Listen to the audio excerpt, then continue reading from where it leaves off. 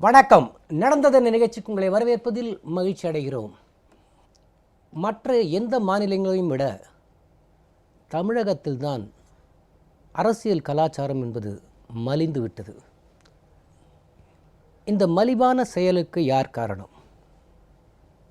திராவிட முன்னேற்றக் கழகம் தோன்றிய நாளிலிருந்து அறிஞர் அண்ணா அவர்கள் ஒரு அரசியல் நாகரிகத்தை கடைபிடித்தார்கள்.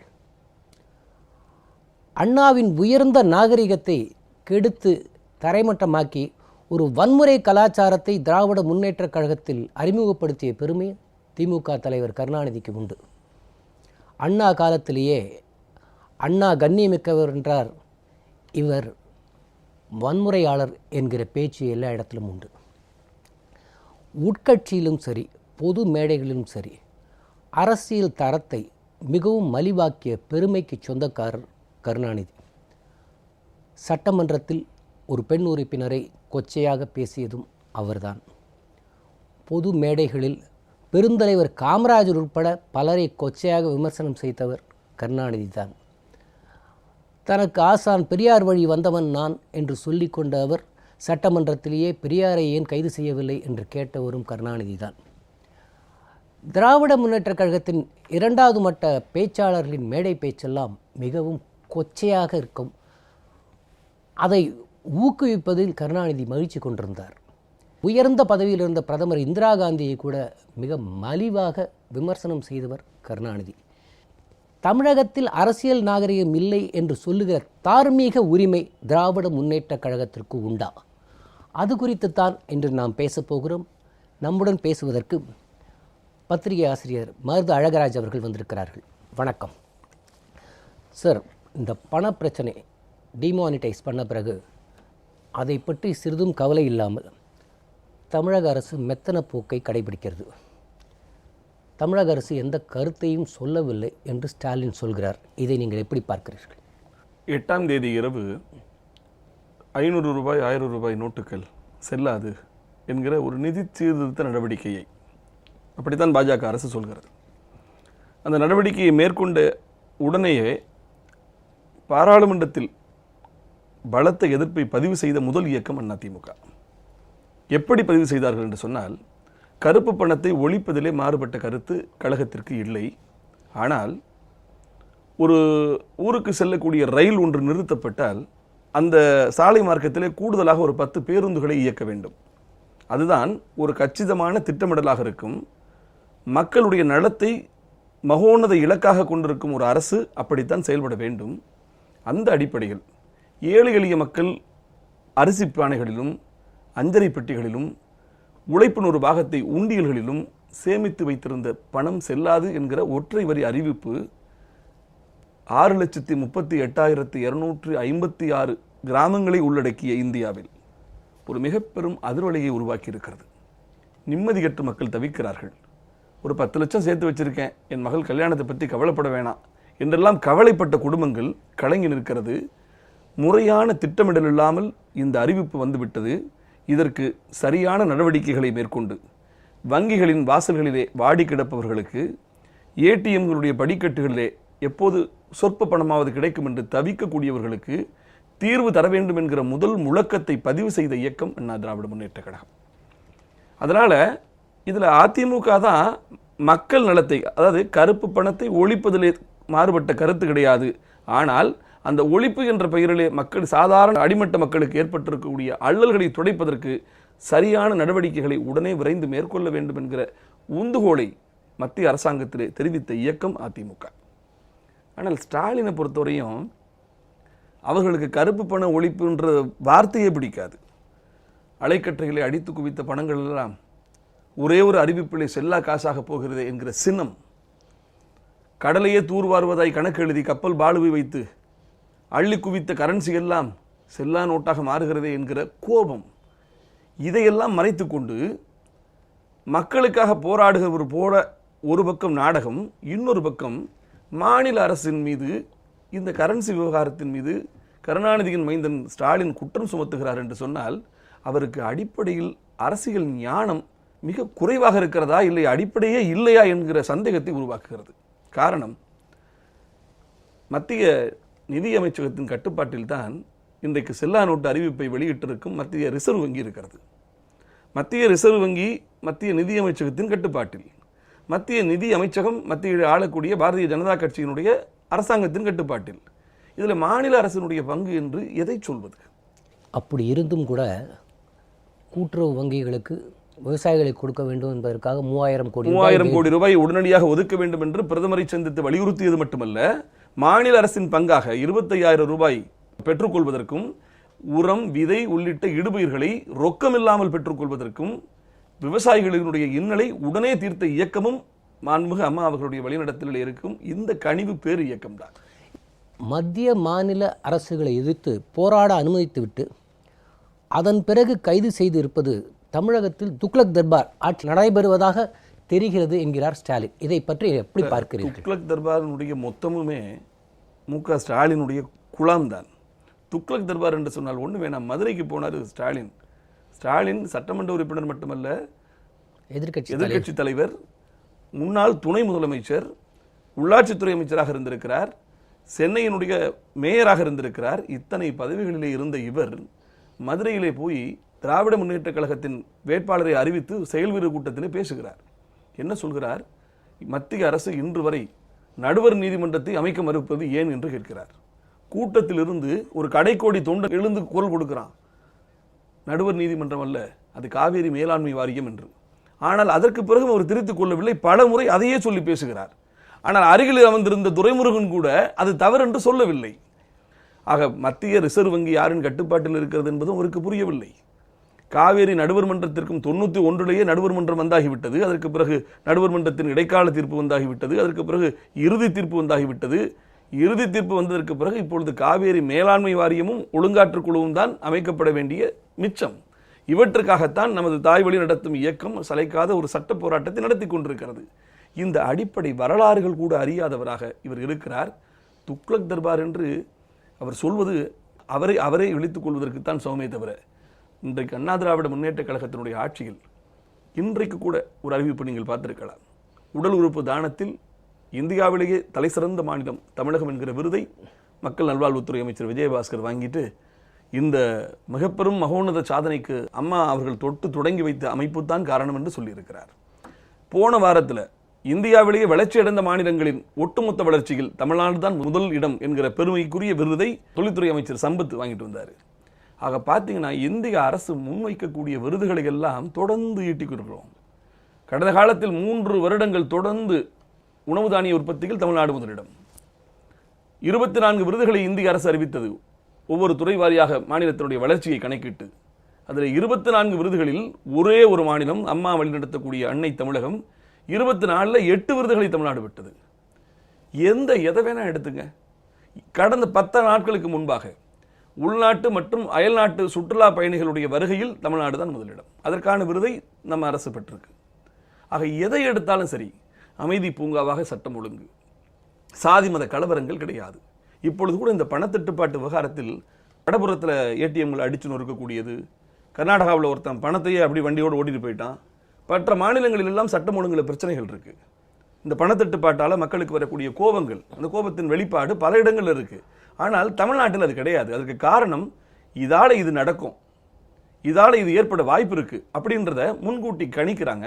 கணித்தவுடன் மாண்புமிகு அம்மா அவர்களுடைய வந்து வரக்கூடிய உத்தரவுகளை காவல்துறை மிக சிறமேற்கொண்டு செம்மையாக செயல்படுத்துகிறார்கள். ஆக இப்படி ஒரு அமைதியான சூழலில் அனைத்து துறைகளும் வளர்ச்சியை நோக்கி நகர்ந்து கொண்டிருக்கிறது. ஆடம்பரம் இல்லாத அரசியல், பெரிய பெரிய திட்டங்களை கூட எளிமையான காணொளி காட்சிகள் மூலம் தொடங்கி வைக்கக்கூடிய நிகழ்வுகள், சிக்கனமான அரசு. ஆக எந்த குறையும் சொல்ல முடியாத நிலையில் இன்றைக்கு கருணாநிதி குடும்பத்தில் நடக்கக்கூடிய உயிரெழுதும் படலம் அங்கே தொடங்கிவிட்டது. எது யாருக்கு? ஊடகம் யாருக்கு? முரசொலி யாருக்கு? கருணாநிதியுடைய தொலைக்காட்சி யாருக்கு? கட்சி யாருக்கு? அறிவாலயம் யாரு? அன்பகம் யாருக்கு? என்று ஆஸ்தி பிரிப்புகளும் சொத்து உயிர் எழுதக்கூடிய படலமும் தொடங்கிவிட்டது. அந்த உள் தகராறை காட்டாமல் இருக்கிறதுக்காக வீட்டுக்குள்ள சண்டை நடக்கும்போது சில பேர் என்ன பண்ணுவான், ரேடியோ சவுண்டை கூட வைப்பான். வீட்டுக்குள்ள கணவன் மனைவிக்குள்ள கையெழுப்பு நடக்கும், தகராறு நடக்கும், டிவியை சவுண்டை வைப்பான். ஆக அதுபோல இவர்கள் உள்ளே குடும்பத்துக்குள் நடக்கக்கூடிய அதிகார பிரிப்பு, ஆஸ்தி பிரிப்பு, அதனால் ஏற்படக்கூடிய கலவரங்களை மறைப்பதற்காக அங்கே சட்டம் ஒழுங்கு சரியில்லை, மத்திய அரசுடைய தவறுக்கு மாநில அரசை பழி போடுவது போன்ற குற்றச்சாட்டுகளை இவ்வளவு அரசியல் காலத்தில் பயணம் செய்யக்கூடிய ஸ்டாலின் சுமத்துவது அவருடைய அறியாமையைத்தான் வெளிப்படுத்துகிறது. அதாவது மத்திய மாநில அரசுகளுக்கு எதிராக போராட்டம் என்று அறிவித்த பிறகு ஒரு ஜனநாயக ரீதியான அரசு அதற்கு அனுமதி கொடுக்காவிட்டால் ஜனநாயகத்துக்கு விரோதமான போக்கு என்று திமுக குரல் எழுப்பும். இப்பொழுது அனுமதி கொடுத்து போராட்டம் நடத்துகிறார்கள். இவர்களை எந்த அரசுமே ஒரு போராட்டம் என்று நடந்தால் அங்கே இருக்கிறவர்களை அந்த இடத்திலிருந்து அப்புறப்படுத்துவதற்காக அதற்கு ஒரு நாள் கைது என்பதே அந்த இடத்தில் போக்குவரத்து ஸ்தம்பிக்கக்கூடாது, மருத்துவமனைகளுக்கு போகிறவர்களுக்கு இடைஞ்சல் வரக்கூடாது, பயணத்திற்கு போகிறவர்களுக்கு இடைஞ்சல் வரக்கூடாது என்று அந்த கூட்டத்தை அங்கிருந்து அப்புறப்படுத்தி அப்படியெல்லாம் கைது செய்த பிறகு இப்போ மறுபடியும் அரசை குற்றம் சொல்வது இவர் அரசியல் பார்வை சரியாக இருக்கிறதா? அதுதான் நான் சொல்றேன். ஒண்ணுமே இல்லை. ஒரு போராட்டம் ஜனநாயக ரீதியான போராட்டங்களுக்கு அனுமதி தருவது என்பது காலகாலத்திய நடைமுறை. மத்திய அரசாங்கத்தை மட்டுமல்ல, மாநில அரசாங்கத்தின் மீது குற்றச்சாட்டுகளை சொல்லி இவர்கள் போராட்டம் நடத்துகிற போது கூட அனுமதி கொடுக்குறாங்க. ஒரு இடத்துல நீங்கள் போராட்டம் நடத்துறீங்க, உங்களுடைய கண்டனத்தை அல்லது ஆட்சேபத்தை பதிவு செய்வதற்கு ஜனநாயக ரீதியிலே தரப்பட்டிருக்கும் உரிமைக்கு எவ்வகையிலும் இடையூறு செய்யாமல் அனுமதி கொடுத்துட்றோம். அனுமதி கொடுத்துட்டு அங்கே போராட்டம் நடக்குது. அந்த போராட்டத்தில் கூட நீங்கள் பார்த்தீங்கன்னா ஒரு அறிவிப்பு சொல்கிறாங்க, எல்லாரும் போயிடாதீங்க, எல்லாரும் கைதாகணும், எல்லாரும் கைதாகணும், கைது எண்ணிக்கையை காட்டணும், அதனால் கொஞ்சம் யாரும் போயிடாதீங்கன்னு வெகு நேரமாக கெஞ்சுறாரு. முதல்ல நீங்கள்லாம் கைதாகணும், மாவட்ட செயலாளர்கள், ஒன்றிய செயலாளர்கள்லாம் கைதாகணும், அதுக்கு பிறகு கடைசியாக தளபதி கைதாவார். இது கைதே கிடையாது. நீங்கள் சொன்னது போல கண்டன ஆர்ப்பாட்டம் நடத்துகிறோம் என்று அவர்களுக்கான உரிமை தரப்பட்டு ஜனநாயகத்தில் கொடுக்கப்பட்டிருக்கக்கூடிய அனுமதியை தந்து அவர்கள் கண்டனம் தெரிவிப்பதற்கான உரிமையும் கொடுத்து அவர்களுக்கு பாதுகாப்பு கொடுத்து அதுக்கு பிறகு நீங்கள் சொன்னது போல அது பொதுமக்களுக்கு இடையூறாக மாறிவிடக்கூடாது என்பதற்காக அவர்கள் அழைத்து சென்று ஒரு மண்டபத்தில் கொண்டு உட்கார வச்சு உணவுகளை கொடுத்து வெளியே அனுப்புறது, சாயங்காலமே அனுப்பிடுறோம். இவ்வளவுதான். இதில் அரசாங்கத்தின் மீது என்ன குறை சொல்ல முடியும்?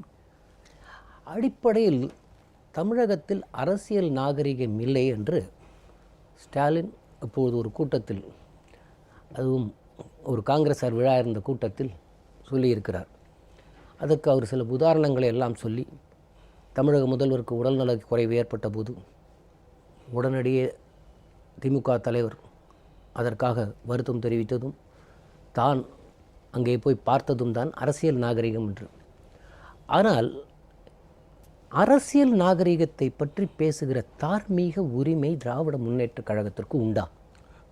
அரசியல் நாகரிகத்தின் பிதாமகன் போல அல்லது அரசியல் நாகரிகத்திற்கு முழுமையான ஜவாப்தாரி நான் தான் என்பது போல சமீபத்தில் மு.க. ஸ்டாலின் பேசுவதை பார்த்து உண்மையாகவே சொல்கிறேன், பல்முளைக்காத பச்சை குழந்தையும் குலுங்கித்தான் சிரிக்கும்.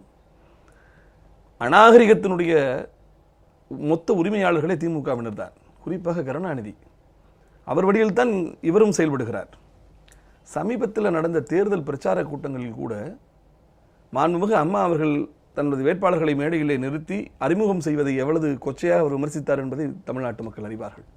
காரி துப்பினார்கள் அவருடைய விமர்சனத்தை பார்த்து. குறிப்பாக இவர் அரசியலிலே பெண் என்று சொன்னாலே ஒரு இலக்காரத்தோடு விமர்சிக்கிற பாங்கு இவருக்கு மட்டுமல்ல, இவருடைய அப்பா கருணாநிதிக்கு உண்டு.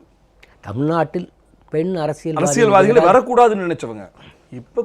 இப்ப நடந்த சட்டமன்ற தேர்தல், இடைத்தேர்தல் இருக்கே, அதுல கூட கனிமொழி பிரச்சாரத்திற்கு அனுமதிக்கப்படவில்லை. அந்த குடும்பத்தில் உள்ளே ஒரு பிரச்சனையே நடந்து கொண்டிருக்கிறது. அவர் பலமுறை கேட்டு பார்த்தும் கூட கனிமொழியை அனுமதிக்கவில்லை. அதனுடைய விளைவு விடுதலை சிறுத்தைகள் சார்பில் நடந்த ஒரு கூட்டத்தில் தகப்பனை ஒரு மகள் பார்ப்பதற்கு கூட தடுக்கப்படுகிறார்கள் என்று சொல்லி தலாக்கு சட்டத்திற்கு, பொது சிவில் சட்டத்திற்கு எதிரான ஒரு கூட்டம் நடந்தது. அந்த கூட்டத்திலே கனிமொழியின் குறைபாடு அந்த மேடையிலே ஒழிக்கப்பட்டது. அது வார இதழ்கள் எல்லாம் கூட வந்தது. பெண்களுக்கு அரசியலில் எந்த அளவுக்கு ஒரு பிற்போக்குத்தனமான அடக்குமுறை ஏவப்படுகிறது என்பதை பதிவு செய்கிற போது மறைமுகமாக தகப்பன மகள் பார்க்கறதுக்கு அனுமதி இல்லை அப்படின்னு சொல்லி இந்த குடும்பத்தை முன்வைத்தே ஒரு பிரச்சனை எழுந்தது. ஆக பெண்களை எப்பொழுதுமே இலக்காரமாக பார்க்கக்கூடிய கருணாநிதி குடும்பம் அன்னை இந்திரா அவர்களை மதுரையிலே வைத்து ஒரு கொலைவெறி தாக்குதலை நடத்தினார்கள். He is my eldest Sun, he has saved my life என்று நெடுமாறனை பார்த்து மனம் உருகி கண்ணீர் ததும்ப அன்னை இந்திரா அவர்கள் சொன்ன வார்த்தை, அவர் மட்டும் இல்லை என்று சொன்னால் என்னை கொன்னே இருப்பாங்க அப்படின்னு சொன்னாங்களே. அவரை சேலை கட்டிய முசோலினின்னாரு, அடங்காப்பிடாரின்னாரு, அரக்கின்னு சொன்னாரு. அது மட்டும் இல்லாமல் அடித்து மண்டையிலே வழிந்த ரத்தத்திற்கு சொல்ல கூசுகின்ற வார்த்தைகளால் வர்ணனை செய்தார். இந்திரா காந்தி இன்னொரு விஷயமும் செய்தார். இந்திரா காந்திக்கு வேண்டுமென்றால் விதவை பெண், அது ஸ்டாலின் சொன்னது.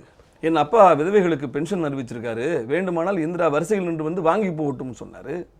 பொது மேடைகளிலே மைக் இல்லாமல் கூட பேசக்கூடாது. ஆனால் அதை ஒளிபெருக்கியில் பேசக்கூடிய துணிச்சல், ஒரு காட்டு மிராண்டித்தனம் இவர்களுக்கு மட்டும்தான் உண்டு. இந்திராவை மட்டுமல்ல, அதற்கு பிறகு சட்டமன்றத்தினுடைய வரலாற்றை எடுத்துக்கங்க. புரட்சித் தலைவர் எம்ஜிஆர் வெற்றி பெற்று வந்து உட்கார்ந்த போது அதை சகிக்க முடியாத கருணாநிதி, நான் சாப்பிட்ட எச்சில் நிலையில் தான் நண்பர் எம்ஜிஆர் சாப்பிடுகிறார் என்று சொல்ல, புரட்சித் தலைவர் அதை மென்மையா அழகா சொன்னாரு. உண்மைதான் நண்பரே, நீங்கள் சாப்பிட்ட எச்சில் நிலையில் தான் நான் சாப்பிடுறேன், ஆனால் இதுவரை நீங்கள் எவ்வளவு சாப்பிட்றீங்க என்பதை நான் கணக்கெடுத்துக் கொண்டிருக்கிறேன் என்று சொன்னார். அந்த கண்ணியம் அவருக்குரியது. அது மட்டுமல்ல, நாவலரை நெடுமரம் என்று சொன்னால், பெருந்தலைவர் காமராஜரை அண்டங்காக்கா, சாணான், மரம் ஏறி, எத்தனை அடைமொழிகள். அவருடைய குடியிருந்த வீட்டை காட்டி, ஏழை பங்களாவின் பங்களாவை பார்த்தீர்களா, சுவிஸ் பேங்கிலே பணம் வைத்திருக்கிறார், வைப்பு நிதி வைத்திருக்கிறார், வைப்பாட்டி வைத்திருக்கிறார். எத்தனை அவதூறுகளை காமராஜர் மீது. பெருந்தலைவர் என்று சொல்வதை இவரால் ஏற்க முடியல. காமராஜர் எப்படி பெருந்தலைவர், அப்ப நாமெல்லாம் குறுந்தலைவரா, அது என்னையா பெருந்தலைவர் அப்படின்னு சொல்லி, அதற்காகவே இந்த ஒன்றிய குழு தலைவர்கள் இருக்காங்க பாருங்க, சேர்மன், அதை பூரா ஒன்றிய பெருந்தலைவர்னு போட்டுங்க. ஆக ஒன்றியத்திற்கு ஒரு பெருந்தலைவர் வந்து விட்டார், ஊரெல்லாம் பெருந்தலைவர் இருப்பான்ல. இப்படியெல்லாம் ஒரு புது வரலாறை, ஒரு பெரிய கோட்டுக்கு பக்கத்தில் பல கோட்டை போட்டால் அந்த பெரிய கோடு மறைந்து விடும் என்று காமராஜருடைய புகழுக்கு களங்கம் செய்தார். எல்லோருக்கும் 6 அறிவு, எங்கள் ராஜாஜிக்கு 8 அறிவு என்று இந்திய தேசமே பாராட்டிய அந்த மூதறிஞர் மீது குள்ளுக பட்டர் என்று குதர்க்கமாக விமர்சனம் செய்தார். அதற்கு பிறகு ராஜலிங்கனை ஈனப்பிறவி என்று சொன்னார், சே மாதவனை குள்ள நரி என்று சொன்னார், மந்திரக்கோள் மைனர் என்று நாஞ்சில் மனோகரனை சொன்னார், மக்கள் திலகத்தை மலையாளி என்று சொன்னார். ஒவ்வொருவரையும் சாதி இனம் சொல்லி அடையாளப்படுத்துவது, இலக்காரமாக பேசுவது. சமூக நீதி இயக்கம் தான் திராவிட இயக்கங்களுக்கெல்லாம் முன்னோடம். நீதி கட்சியினுடைய நோக்கம் என்ன? சாதி என்பது கால் முளைத்த சதி, சதிக்கு கால் முளைக்கிற போது அது சாதியாக மாறும். அந்த சாதி சமூகமற்ற ஒரு அமைப்பு உருவாக்கப்பட வேண்டும் என்பதுதான் திராவிட இயக்கங்களுடைய நோக்கம், தலையாய நோக்கமே. ஆனால் கருணாநிதி சாதிய உணர்வு அவருக்கு எப்பொழுதுமே உண்டு, சாதி வெறியே அவருக்கு உண்டு. அந்த சாதி வெறியோடு ஒவ்வொரு தலைவர்களையும் அவர்கள் இனம் சார்ந்தே பேசுவார். பிராமணர் அப்படின்னு சொன்னால் அவர்களை துவேஷப்படுத்துறது. இன்றைக்கு அவர் சொல்லுவார், அடிக்கடி ஒரு கருணாநிதி சொல்லுவார், நான் எனக்கு எல்லா வேலையும் பண்ணி கொடுக்கறது கூட நித்தியான ஒரு அருந்ததிய சமூகத்தை தான் வச்சிருக்கேன், இந்த வேலைக்கு நான் ஒரு அருந்ததியைத்தான் பயன்படுத்துகிறேன் என்பது பெருமையா சிறுமையா? இதுதான் கருணாநிதியினுடைய பாங்கு. உயர்த்துவது போல ஒருவரை தாழ்த்துவது. அதே நேரத்தில் தேர்தல் வந்துவிட்டால் நான் நாடார் வீட்டு மருமகன் என்று சொல்வார், நான் முதலியார் வீட்டு சம்மந்தி என்று சொல்வார், நான் செட்டியார் வீட்டிலும் பெண் எடுத்திருக்கிறேன் என்று சொல்வார். ஓட்டுக்காக ஒவ்வொரு குடும்பத்திலும் மருமகளை தாழ்த்தப்பட்ட இடத்திலிருந்து கொண்டு வந்திருக்கேன்னு சொல்லுவார். இன்னும் சொல்ல போனால், இவர் சாதி கடந்து திருமணங்கள் செய்திருப்பது கூட அது ஓட்டு அறுவடைக்கு உதவுமோ என்கிற எண்ணத்திலானே தவிர சாதி சிந்தனைக்கு அப்பாற்பட்ட நன்னோக்கத்தில் கிடையாது. ஆக மொத்தத்தில் பார்த்தீர்களானால் அநாகரிகத்தினுடைய அனைத்து பக்கங்களிலும் நீங்க போனீங்கன்னா எங்கு பார்த்தாலும் கருணாநிதி முகம்தான் தெரியும். இன்னும் சொல்ல போனால், மேடைகளை ஆபாச கூத்து மடங்களாக மாற்றிய பெருமை திராவிட முன்னேற்ற கழகத்திற்கு தானே உண்டு. 89 அந்த முக்கியமான தாக்குதல், அதிமுக தலைவி புரட்சி தலைவி மீது சட்டமன்றத்தில் நடந்த தாக்குதலுக்கு முன்பு, அதுவரை சட்டமன்ற வரலாற்றிலேயே இந்தியாவில் எந்த மாநிலத்திலையுமே ஒரு முதல்வர் மைக்கை மூடிக்கொண்டு எதிர்க்கே இருக்கிற எதிர்க்கட்சி தலைவரான ஒரு பெண்மணியை வீதியில் கூட நாம் பேச தயங்குகிற வார்த்தையால் அர்ச்சித்ததை பத்திரிகையாளர்களும் அங்கே இருந்த சட்டமன்ற உறுப்பினர்களும் காதார கேட்டார்கள். இன்னும் மட்டுமில்லைங்க, சட்டம் புனிதமிக்க சட்டமன்றத்தினுடைய புகழுக்கு களங்கம் செய்த காலங்கள் கருணாநிதியின் ஆட்சி காலம்தான். நீங்கள் சட்டமன்றத்துக்கு உள்ளே நடந்தது சொன்னீங்க, சட்டமன்றத்துக்கு வெளியே நடந்த ஒரு நிகழ்வு. ஒரு முறை இவர் மின் தூக்கிக்கு வர்றாரு, லிஃப்ட்டுக்கு வர்றாரு. கருணாநிதி கூட ஒரு 7-8 பேர் வராங்க. அந்த லிஃப்ட்டை இயக்கக்கூடிய தொழிலாளி சொல்கிறாரு, ஐயா இந்த லிஃப்ட்டில் 5 பேர் தான் ஏற முடியும் அப்படின்னு சொல்கிறாரு. உடனே கருணாநிதி சொன்ன பதில், இதை பல மேடைகளில் கூட அவருடைய கட்சிக்காரங்க பெருமையாக சொல்கிறாங்க. எப்படின்னா, 5 பேர் தான் போக முடியுமா, அப்போ என்ன இந்த லிஃப்ட்டுக்கு பேர் பாஞ்சாலியா? ஒரு தலைவனிடமிருந்து இப்படிப்பட்ட ஒரு தராதரமற்ற வார்த்தையை வேறு யாரிடமிருந்தாலும் நாம் எதிர்பார்க்க முடியுமா? அதற்கு பிறகு சட்டமன்றத்துக்கு உள்ளே பார்த்தீங்கன்னா, இவருடைய அர்ச்சனைகளிலிருந்து அப்துல் கலாம் தப்பிக்கலை. கலாம் என்றால் கழகம்னாரு. கன்னியாஸ்திரிகள் ஒன்றும் கற்புக்கரசிகள் அல்ல என்று சொல்லி கன்னியாஸ்திரிகளும் தப்பிக்கலை. ஆக பார்த்தீர்களானால் அரசியல் கட்சிகளிலிருந்து அரசியலுக்கு அப்பாற்பட்ட மாபெரும் மகோன்னத தலைவர்கள் வரை அனைவரையுமே, இவ்வளவு ஏன் சார், இந்த உலகம் போற்றக்கூடிய உன்னத தலைவராக இருக்கக்கூடிய இன்றைக்கும் இந்தியாவின் அடையாளமாக இருக்கக்கூடிய மகாத்மாவையே அவர் என்ன சொன்னார்? கன்னி பெண்கள் தோல் மீது கைபோட்டு அழைகின்ற கபோதி காந்தி. இதுதான் மேடைகளிலே கருணாநிதி விமர்சனம் வைத்தது. நேருவை எல்லோரும் மாமா என்கிறார்கள் எதற்காக? காந்தியை தந்தை என்பவர்கள் நேருவை மாமா என்று அழைக்கிறார்கள் எதற்காக என்று நக்கலடித்தவர் தான் இவர். இவர் மகாத்மாவை விட்டு வைக்கவில்லை, மற்ற மத தலைவர்களை விட்டு வைக்கவில்லை. இவரிடமிருந்து தப்பித்திருப்பது ஒருவேளை இயேசுவும் நபிகளும் தான். அதற்கும் வாய்ப்பு கிடைத்தார் பேசுவதற்கு. என்ன பயம்னா, இந்துக்களை பேசிட்டார். ராமன் என்ன இன்ஜினியரா, இந்துக்கள் என்றால் திருடர்கள். ஏனென்று சொன்னால் பெரும்பான்மை மக்கள் இவருடைய விமர்சனத்தை புறந்தள்ளி விட்டு போயிடுவாங்க. ஆனால் இஸ்லாமிய மக்களையோ கிறிஸ்தவ மக்களையோ விமர்சனம் பண்ணால் இவர் மாட்டிக்கிடுவார். அதனால் அங்கே மட்டும்தான் இவருடைய நாக்கு கொஞ்சம் அடங்கி இருக்கிறது. மற்ற இடங்களில் அத்தனை பேருடைய வரலாறுகளையும் இழுத்து பேசி காயப்படுத்தி கண்ணியமற்ற வார்த்தைகளால் குதறி இருக்கக்கூடிய காரியத்தை இவர் செய்திருக்கிறார். அதாவது 69 புரட்சி தலைவரின் தயவில்லை என்றால் கருணாநிதி அன்றைக்கு முதல்வர் அல்ல. கெஞ்சி கூத்தாடினார் ராமாவரம் தோட்டத்திற்கு போய். 71 இந்திரா காங்கிரஸுக்கு ஒரு சட்டமன்ற இடத்தை கூட கொடுக்காமல் இவர்கள் 219 இடங்களில் போட்டி போட்ட போது தமிழகம் எங்கும் சூறாவளியாக சுற்றுப்பயணம் செய்து திராவிட முன்னேற்ற கழகத்துக்கு 184 இடங்களை வாங்கி கொடுத்தவர் புரட்சி தலைவர். அந்த புரட்சி தலைவரையே தனக்கு உதவிய புரட்சி தலைவர் கட்சி ஆரம்பித்த போது இன்னொரு கேரளா உருவாக அனுமதிக்க மாட்டேன் என்று தமிழக மக்களின் இதய சந்திரனாக தொடங்கிய எம்ஜிஆரை கொச்சைப்படுத்தி பேசினாரா இல்லையா? சட்டம் நீங்க இப்போ நீதி கட்சியினுடைய துவக்க நாள் நூற்றாண்டு மாநாட்டு கூட நீதி கட்சிக்கு இவருக்கும் எந்த சம்பந்தமே கிடையாது. இவர் அநீதி கட்சியின் தலைவர். நீதி கட்சிக்கும் இவருக்கும் எந்த சம்பந்தமும் இல்லை. நீதி கட்சி தொடக்கப்பட்ட காலத்தில் இவர் இல்லை. நீதி கட்சி திராவிட இயக்கமாக பரிமாணம் பெற்ற போதும் இவர் இல்லை. திராவிட முன்னேற்ற கழகமாக 1949 அண்ணாவால் தொடங்கப்பட்ட போதும் 50 தலைவர்களிலும் கருணாநிதி கிடையாது. ஆக இடையிலே வந்த இவர் என்ன செஞ்சார்னா, திறமையாளர்களை எல்லாம் அடையாளம் கண்டுகிட்டார். இவர் இரவல் திறமையாளர். பிறரின் திறமையை தான் பயன்படுத்தி கொண்டு முன்னேறியவர் கருணாநிதி. அண்ணா முடியட்டும் என்று ஆவலோடு காத்திருந்தவர் கருணாநிதி. அதிகார வெறி, அதிகார பசி. அவர் அண்ணா நிறைவுற்ற உடனே எம்ஜிஆர்கிட்ட காலில் விழுந்துட்டார். புரட்சித் தலைவரும் நம்பி விட்டார். உங்கள் ஆதரவு யாருக்கு என்று கேட்டபோது நான் கருணாநிதியை ஆதரிக்கிறேன் என்று சொன்ன அடுத்த வினாடியிலேயே திமுக தலைவர் பதவிக்கான பொதுச்செயலாளர் பதவிக்கான போட்டியிலிருந்து நாவலர் விலகிக் கொள்கிறார். ஏன்னா நான் எம்ஜிஆரை ஆதரிக்காத போது நம்ம வெற்றி பெற முடியாது என்று அவர் விலகிக்கொள்ள, ஆக கருணாநிதிக்கு அந்த அரசியல் வாய்ப்பை, தமிழ்நாட்டின் முதலமைச்சர் என்கிற அண்ணா அமர்ந்த ஆசனத்தில் அமரக்கூடிய பாகியத்தை யாசகமாக பிச்சையாக போட்டது புரட்சி தலைவர். நாடாளுமன்றத்தில் பார்த்தால் அண்ணா இருக்கும்போது படித்தவர்களை எல்லாம் நாடாளுமன்றத்துக்கு அனுப்பினார்கள். முதலில் கருணாநிதியுடைய இலக்கு இரா செழியனை கட்சியை விட்டு எப்படி அப்புறப்படுத்தினார். திராவிட முன்னேற்ற கழகத்திலிருந்து படித்தவர்களெல்லாம் அப்புறப்படுத்தி அவருடைய மருமகனை நாடாளுமன்றத்துக்கு அனுப்பினார். நிச்சயமாக. அதாவது அண்ணாவுக்கு பிறகு எம்ஜிஆரின் தயவோடு, எம்ஜிஆரினுடைய ஒத்துழைப்பால், எம்ஜிஆரின் அனுமதியோடு திராவிட முன்னேற்ற கழகத்தை கைப்பற்றிக் கொண்டவர் முதலிலே செய்த காரியம், பெரியாருக்கு ஆசனத்தை, தலைவர் இருக்கையை விட்டு கொடுத்து ஒரு காலி இடமாகவே வைத்துவிட்டு பொதுச் செயலாளராக அண்ணா இருந்தார். அதில் முதல்ல இவர் பெரியார் மேலே உள்ள கோபத்தை, அது என்ன பெரியாருக்கு இருக்கையை விட்டு வைக்கிறது, நான் எதையும் விட்டு வைக்க மாட்டேன் அப்படின்னு சொல்லிட்டு திமுகவின் பொதுச் செயலாளர் என்கிற பதவியை மாற்றி திமுகவின் தலைவர் என்று தன்னை பிரகடனம் செய்து கொண்டார். பிரகடனம் செய்து கொண்டு தனக்கு தலையாட்டுவதற்கு ஒரு பொதுச் செயலாளர், பேருக்கு ஆசிரியர் அன்பழகனை பக்கத்தில் வைத்துக் கொண்டார். போராடி அண்ணாவிடமிருந்து பெற்றாச்சு. தனக்கு பின்னால் இது யாருக்கு போகணுன்றதை அப்பவே தீர்மானம் பண்ணிட்டாரு. அதற்காகத்தான் என்ன பண்றாருன்னா, முதல் விக்கெட் யாரை வீழ்த்தணும்னா தலைவரை நினைக்கிறார். புரட்சி தலைவரை திமுகவிலிருந்து அப்புறப்படுத்தணும். மொத்தமும் தனதாக வேண்டும். மொத்தமும் தனதாகிவிட்டால் அதற்கு பிறகு அது தன் குடும்பத்திற்காக வேண்டும். காஞ்சி தலைவன் சொன்னார் கழகமே குடும்பம் என்று. இவர் குடும்பமே கழகம் என்று அதை குறிக்கோளாக கொண்டார், மாற்றிக்கிட்டார். அழகிரிக்கும் ஸ்டாலினுக்கும் மிக பெரும் அதிகார போட்டி நடக்குது, தகராறு நடக்குது, பகைமை அப்படின்னு சொல்லுவாங்க. நான் மட்டும் அதை மறுத்துட்டே இருப்பேன். இது கருணாநிதி எழுதி வைத்திருக்கக்கூடிய ஒரு கதை வசனம்.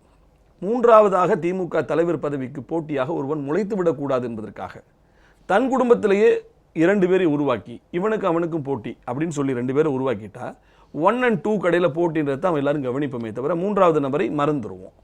இதற்காக திமுகவிலே அவர் பங்கு போட்டு போட்டால் கூட அந்த கட்சியின் சொத்துக்கள் தன்னுடைய இரு பிள்ளைகளுக்கு மட்டும்தான் போகும். ஒருவேளை 2ஆவே பிளந்து போனா கூட தனக்கு பிறகு யார் வர வேண்டும்ங்கிறத எப்போ முடிவு பண்ணிட்டாருன்னா, மு.க. ஸ்டாலினை கொண்டு வந்து குறிஞ்சி மலரில் நடிக்க வச்சாரு பாருங்க. அப்போவே முடிவு பண்ணிட்டாரு. ஏன் ஸ்டாலினை முடிவு பண்ணார்னா, அப்போ தான் நான் சொல்கிறேன், இந்த சமூக நீதினு சொல்லும்போது சாதி வெறி கருணாநிதிக்கு உண்டு என்பதற்காக நான் இதை சொல்கிறேன்.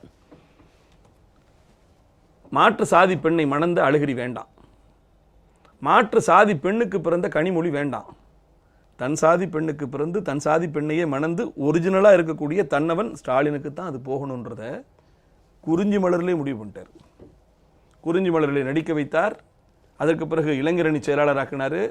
சுளையை தின்றுவிட்டு தோலை கூட தூக்கி எறிய மனமில்லா மனிதனை போல இன்னைக்கும் 65 வயசுல அவர் தான் இளைஞரணி தலைவர்னு வச்சுக்கிட்டு இவருக்காகவே மேயர்ன்றதை ஒன்று உருவாக்கி, அதுவரை மக்களால் தேர்ந்தெடுக்கப்படக்கூடிய வாய்ப்பில்லாத இருந்த சட்டங்களிலே திருத்தங்களை, உள்ளாட்சி சட்டங்களிலே திருத்தங்களை கொண்டு வந்து ஸ்டாலினை உருவாக்கி முதல்வர் புரட்சி தலைவரெல்லாம் நீக்க முயற்சி செஞ்சு இப்போ ஸ்டாலினா வைகோவா என்ற கட்சியில் வந்த போது வைகோவை நீக்கணும். ஸ்டாலினை ஏற்றுக்கொள்ள வைப்பதற்காக திறமை படைத்தவர்கள் யாராவது கண்ணில் பட்டா ஒவ்வொருத்தராக காலி பண்றாரு.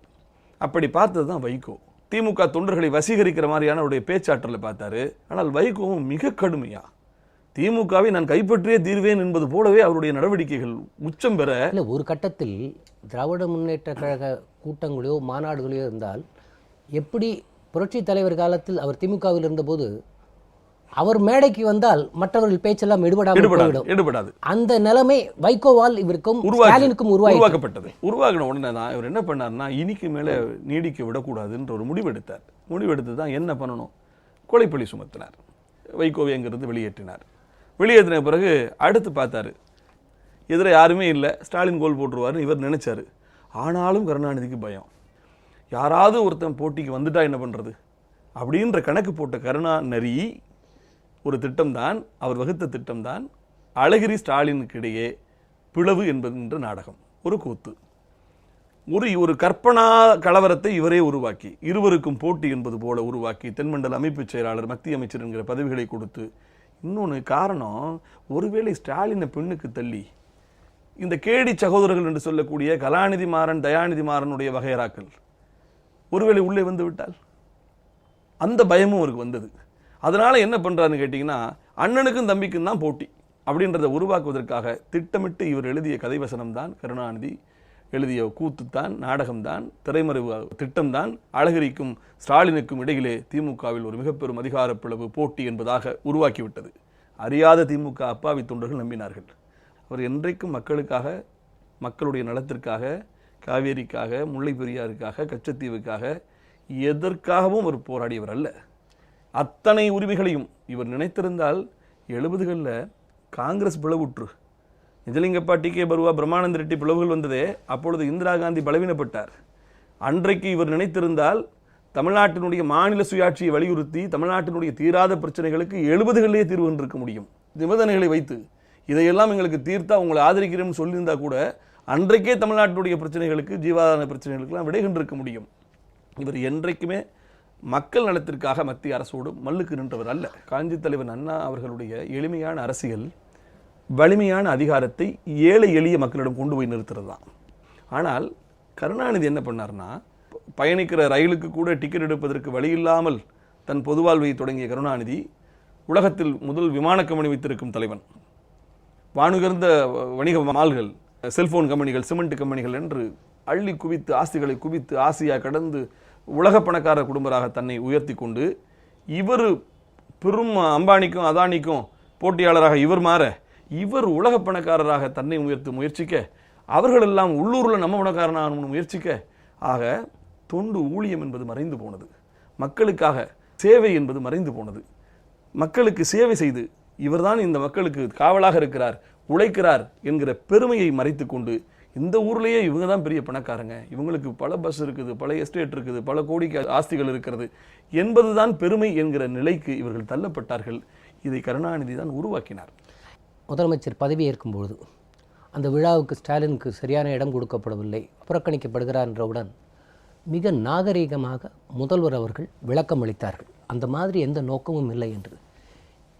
அப்படி அளித்த பிறகு இப்பொழுது பார்த்தால் மறுபடியும் ஸ்டாலின் அந்த விஷயத்தை கையில் எடுத்துக்கொண்டு பேசுவது எந்த வகையில்? இல்லை, அவங்க எதை பேசினாலும் சார் எடுபடாது. முன்கூட்டி இந்த விழாவுக்கு மு.க. ஸ்டாலின் வருவது தெரிந்திருந்தால் அவரை முன்வரிசையில் அமரச் செய்வதற்கு ஏற்பாடு செய்திருப்போம். அவர் வருவது கடைசி வரை தெரியல, திடீர்னு வந்துட்டாங்க.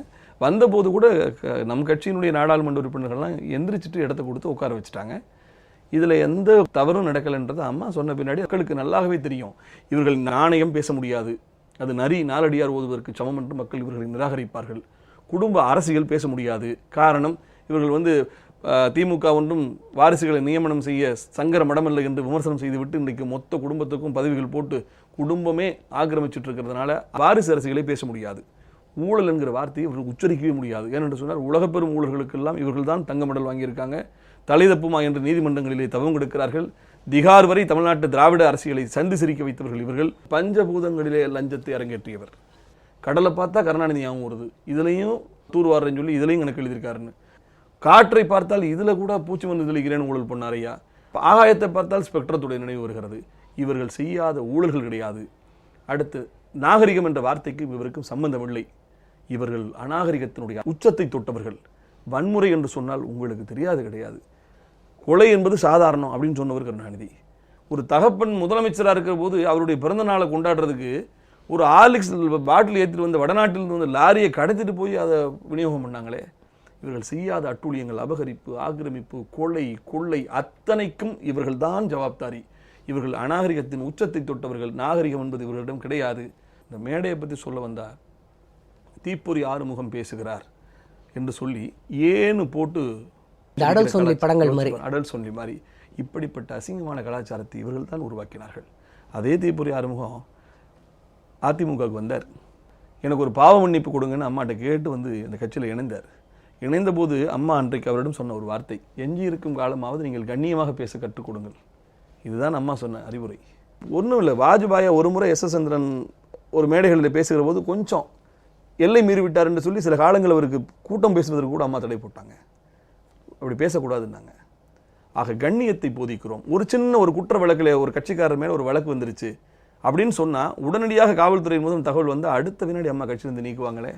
இப்போது பார்த்தீங்கன்னா டிமானிட்டைசேஷன் ஆன பிறகு சித்தாராமையாவும் பினராயி விஜயன் இவங்கெல்லாம் மத்திய அரசுக்கு கடிதம் எழுதுகிறாங்க. எல்லா மாநில முதல்வரும் குரல் எழுப்புவது போல அவர்கள் கடிதம் எழுதியிருக்கிறார்கள். ஆனால் 85 கோடி கிராம மக்கள் மீது பாஜக அரசு தொடுத்துள்ள போர் என மத்திய மாநில அரசுகளை எதிர்த்து போராடுகிற இந்த திமுகவின் நிலை பற்றி நீங்கள் என்ன நினைக்கிறீர்கள்? 85 கோடி பேர் மீது, ஏழை எளிய மக்கள் மீது பாரதிய ஜனதா அரசு தொடுத்திருக்கக்கூடிய போர் என்று சமீபத்தில் ஸ்டாலின் பேசியிருக்காருல. இது நியாயமா சரியா தவறா என்கிற விவாதத்திற்கு நான் போகிறதுக்கு முன்னாடி இந்த நாட்டு பற்றாளர் வேஷம் இந்த நோட்டு பற்றாளர்கள் போடுவது ஆச்சரியமாக இருக்குது. இவங்களுக்கு கரன்சி இன்வேலிட் ஆனதுலாம் கோபத்தின்றதை விட இவங்களுக்கு முதல்ல பெரிய இழப்பு இவர்களுக்கு தான். ஏன்னா உண்மையாகவே நான் நினைக்கிறேன்னா நான் சேர்த்துருக்கக்கூடிய இந்த பணம் எல்லாம் செல்லாதாக போகின்ற விரக்தி, கோபம், கனல் தரிக்கும் எரிச்சல், இதையெல்லாம் இப்பொழுது கொஞ்சம் கொஞ்சமாக ஏழைகளின் பேரில் இறக்கி வைக்கிறார்கள் இவர்கள். ஏழைகளை பற்றி, இந்தியா தேசத்தை பற்றி பேசுவதற்கு திமுகவுக்கு என்ன சார் அருகதை இருக்குது? இந்த நாட்டின் இறையாண்மை ரகசியத்தை இலங்கைக்கு கசிய விட்டார் என்று சொல்லி தேச விரோத குற்றச்சாட்டிலேயே பதவி நீக்கம் செய்யப்பட்டவர் கருணாநிதி, இந்திய குடியரசுத் தலைவரால். ஊழலுக்காக இந்த நாட்டின் முதலமைச்சர் பதவியிலிருந்து பதவி நீக்கம் செய்யப்பட்டவர் கருணாநிதி. இந்த நாட்டின் பாதுகாப்பு ரகசியங்களை, spectrum, it's related to defence, அலைக்கற்றை என்பது தேசத்தின் பாதுகாப்பு தொடர்புடைய ஒரு விஷயம். அதை பாகிஸ்தானோடு தொடர்புடைய பால்வாவுக்கு ஒப்பந்தம் போட்டு கொடுத்தது யார்? பால்வாவை 2 முறை சென்னைக்கு வரவழைத்து அந்தரங்க கூட்டம் நடத்தி 214 கோடி ரூபாயை முன்பணமாக பெற்றது மு.க. ஸ்டாலின். 2 முறை சிபிஐயில் வாக்குமூலம் கொடுத்தது பெரம்பலூர் சாதிக். அந்த சாதிக் என்ன ஆனாரு? அது என்னமோ தெரியல, ஸ்டாலினை யாராவது காட்டி கொடுக்குறாங்கன்னு தெரிஞ்சாவே அவருடைய நிலை என்னவாகும்ன்றதுக்கு அண்ணாநகர் ரமேஷும் பெரம்பலூர் சாதிக்கும் சான்று.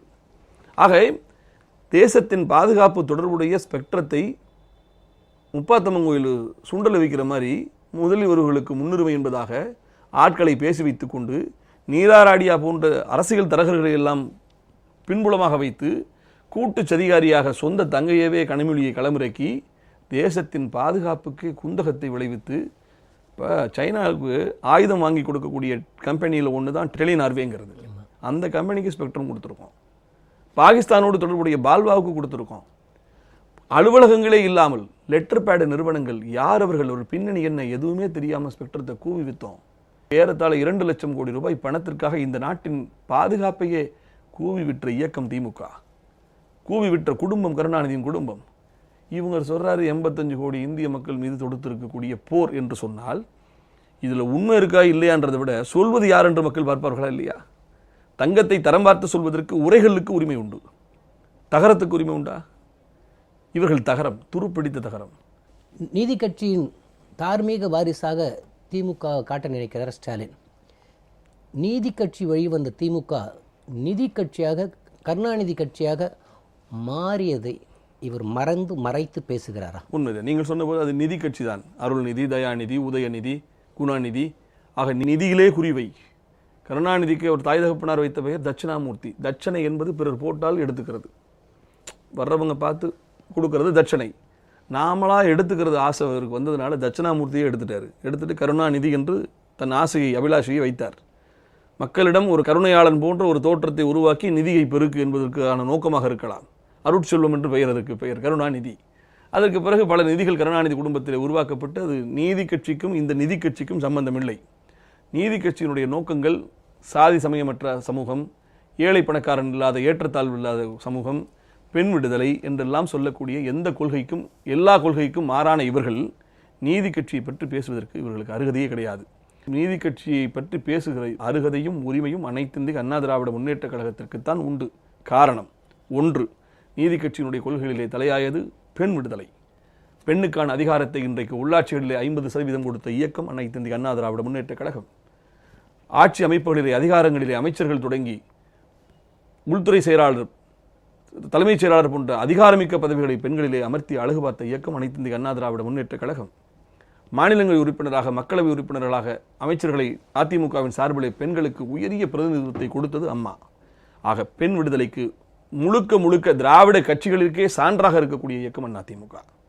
அடுத்ததாக 69% இடஒதுக்கீடு, 50%க்கு மேலான இடஒதுக்கீட்டை இந்தியாவில் எங்குமே தரமாட்டோம் என்று மல்லுக்கு நின்ற நிலையில் போராடி 69% இடஒதுக்கீட்டை சட்டபூர்வமாக்கி ஏழை எளிய மக்களினுடைய ஏற்றத்தாழ்வை சமநிலைக்கு கொண்டு வருவதற்கு முதல் குரல் கொடுத்த, அமல்படுத்திய மிக பெரும் தலைவர் அம்மா தான். சமூக நீதி காத்த வீராங்கனை என்று கருணாநிதியின் இன்றைக்கு தொண்டரடி புடியாழ்வராக மாறிப்போன வீரமணியே மனதார பாராட்டிய இயக்கம், அந்த இயக்கத்தின் தலைவர் அம்மா தான். ஆக 69% இடஒதுக்கீட்டிற்கு அடித்தளம் அமைத்து கொடுத்த அதிமுக நீதி கட்சியினுடைய பிம்பமாக இன்றைக்கும் திகழ்கிறது. அதைவிட முக்கியமாக ஆலயங்களிலே சாதாரண தாழ்த்தப்பட்ட சமூகத்தை சார்ந்தவர் கூட ஒரு அர்ச்சகராக இறைவனுக்கு திருப்புகழும் திருவாசகம் சொல்லி தெய்வத்தை வழிபடலாம் என்கிற நிலையில் அனைவரும் அர்ச்சகராகலாம் என்கிற ஆத வேமக கல்லூரியை தமிழ்நாட்டிலே உருவாக்கிய வரலாறும் அம்மாவுக்குரியது. ஆக சமூக நீதியின் அடையாளமாக பெண் விடுதலை, இடஒதுக்கீடு, ஏற்ற தாழ்வற்ற சாதி மத துவேஷங்கள் இல்லாத ஒரு சமூகத்தை கட்டி எழுப்பிய புரட்சியை செய்திருக்கிற அதிமுக தான் நீதி கட்சியின் பெயரை உச்சரிப்பதற்கு தார்மீக உரிமை கொண்ட இயக்கமே தவிர கருணாநிதிக்கோ திமுகவுக்கோ என்ன இருக்கங்க? அவங்க சொல்லுவாங்க நாங்கள் பகுத்தறிவாதி. யார் பகுத்தறிவு? ஒரு பக்கம் பெரியாரை பற்றி பேசுகிற பெரியாரின் வழி என்று இவர்கள் சொல்லக்கூடியவங்க குங்குமம் விற்கிறது யாரு? சுமங்கலி நடத்துறது யாரு? குங்குமத்தில் வருமானம் வந்தால் விற்பார். ஆனால் ஆதிசங்கர நெட்டியில் குங்குமம் வந்து வச்சா ஊரை ஏய்ப்பதற்காக இது என்ன வழிகிற ரத்தமா என்று நக்கல் செய்வார். சாமியார்களை ஒரு பக்கம் திட்டுவார், இன்னொரு பக்கம் சாய்பாபா வீட்டுக்கு வர வச்சு சாஷ்டாங்கமாக இவரும் கும்பிட்டு விழுந்து மாய மோதிரம் கொடுப்பீங்களா, மந்திரம் கொடுப்பீங்களான்னு கேட்பார். ஆக பார்த்தீங்கன்னா இரட்டை வேடம்.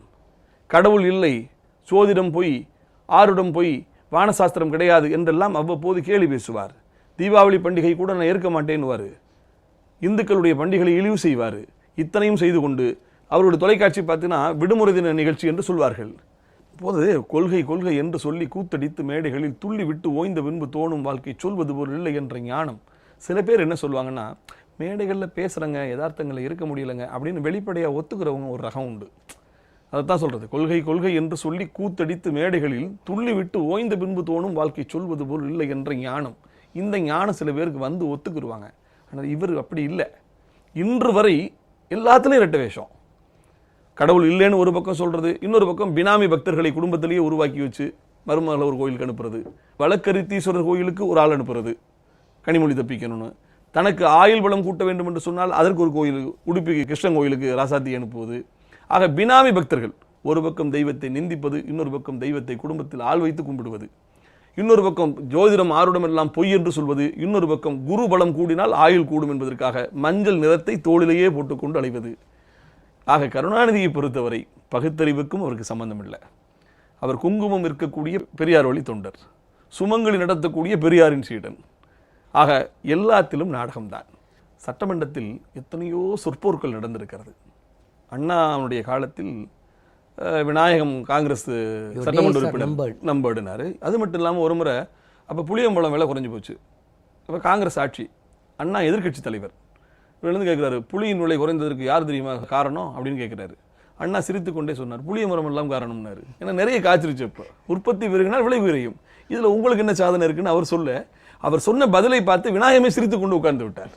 ஆக பார்த்தீர்களானால் சட்டமன்றத்திலே ஒரு சொற்போர் நடந்தது, ஒரு இலக்கிய உரையாடல்கள், இருதரப்பிலுமான பேச்சாளர்களுடைய பேச்சுக்கள், ஒரு கண்ணியம் காக்கப்பட்டது. இவையெல்லாம் முற்று பெற்று சொற்போர் மற்போராக மாறியது எப்போது? கருணாநிதியால் தான். சட்டமன்றத்தில் தலைவர்களை அசிங்கமாக அவர்களுடைய தனிப்பட்ட வாழ்க்கையை அல்லது தனிப்பட்ட உருவங்களை சொல்லி இழிவுபடுத்துகிற காலம் எப்பொழுது தொடங்கியது? கருணாநிதியால் தான். சட்டமன்றத்திலே கைகலப்பு நடந்த ஆகஸ்ட் 25 ஒரு பெண் என்று பாராமல் ஒரு பெண் மீது கொலை முயற்சி தாக்குதலை திமுக நடத்தியதே யாருடைய ஆட்சி காலத்தில்? இவருடைய ஆட்சி காலத்தில். தலைவர்கள் மீது ரயிலில் போகும்போது கத்தி வீசுறது, தலைவர்களை லாரியை வச்சு முட்டி கொண்டுடலாம்னு திட்டமிடுறது, அரசியல் ரீதியாக மோதி வெல்ல முடியாத நிலையில் அவர்கள் மீது ஆயுதங்களை பிரயோகம் செய்யலான்ற அளவுக்கு அக்கிரமங்களை அரங்கேற்றம் செய்த ஆட்சி அது திமுக ஆட்சி. நாகரிகம் குறைந்தது, நாகரிகம் அழிக்கப்பட்டது, அநாகரிகம் துளித்தது, வன்முறை வடிவம் எடுத்தது. அத்தனையும் கருணாநிதியை தவிர்த்து விட்டு பார்க்கவே முடியாதுங்க.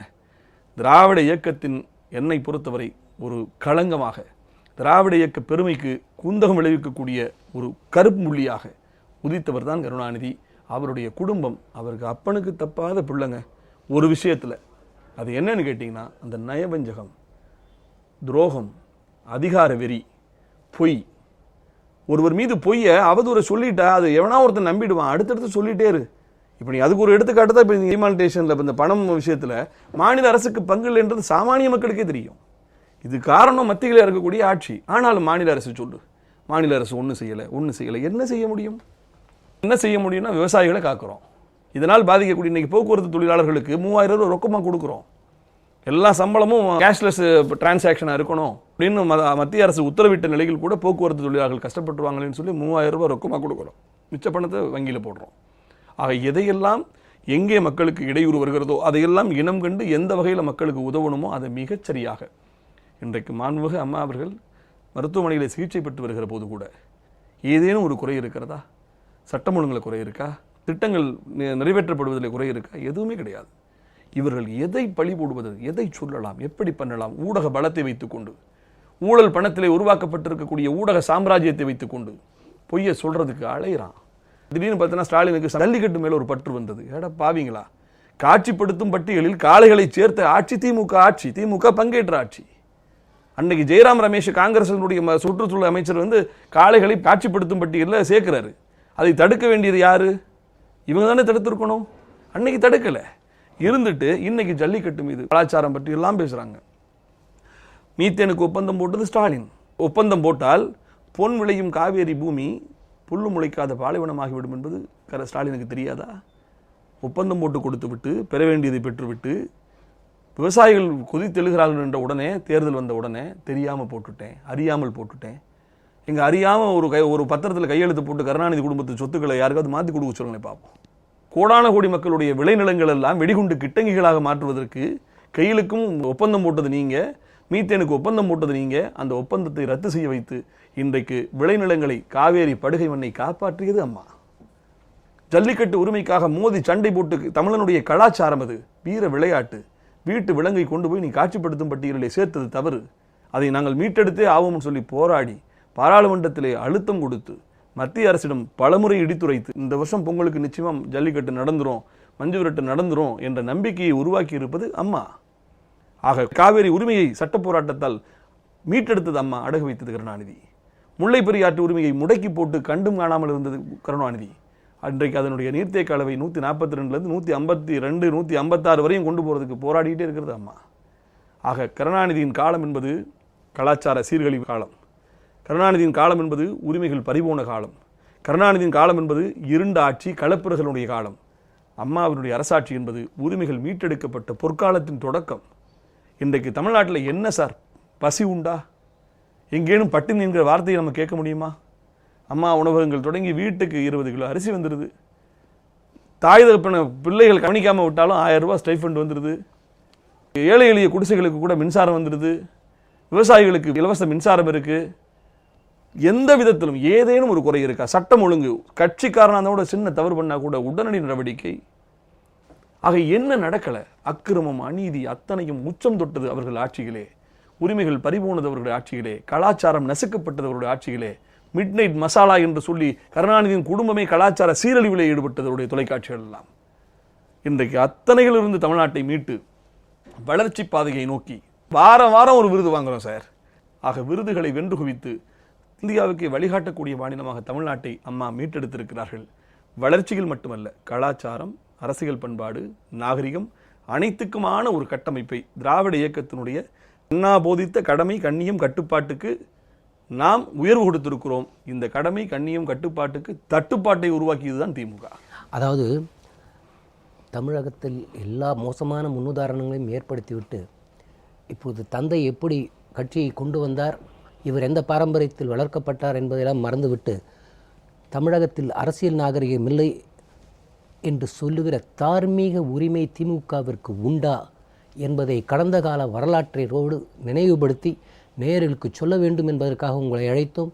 உங்கள் நேரத்தை எங்களோடு பகிர்ந்து கொண்டதற்காக மிக்க நன்றி. வணக்கம். நேயர்களே, மீண்டும் நடந்தது என்ற நிகழ்ச்சியில் நாம் சந்திப்போம்.